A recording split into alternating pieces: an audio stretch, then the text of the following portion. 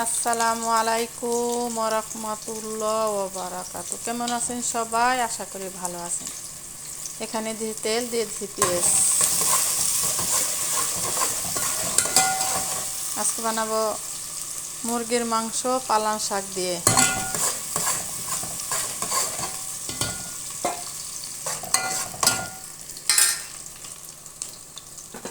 এখন দিয়ে দেবো গোটা মশলা ও গুঁড়া মশলা, আদা রসুন বাটা।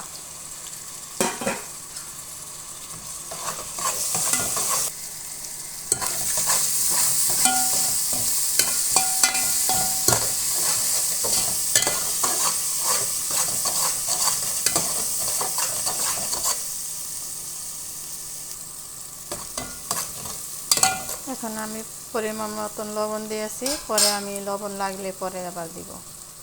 এখন দিয়ে দেব মুরগির মাংস। মশলা ভাজা হয়ে গেছে।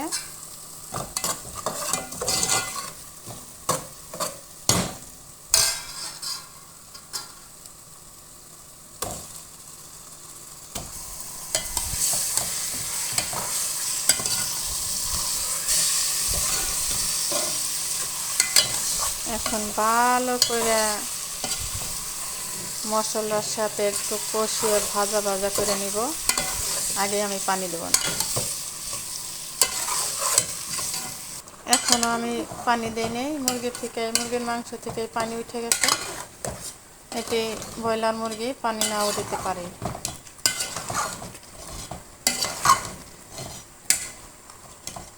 এখন দিয়ে দিলাম আমি পালং শাক।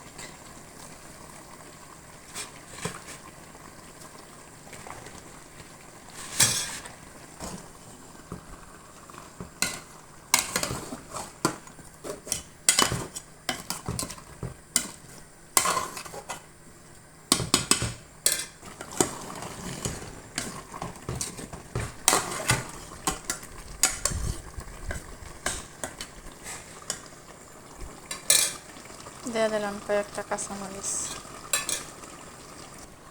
এখন দিয়ে দেবো আমি টালা জিরে।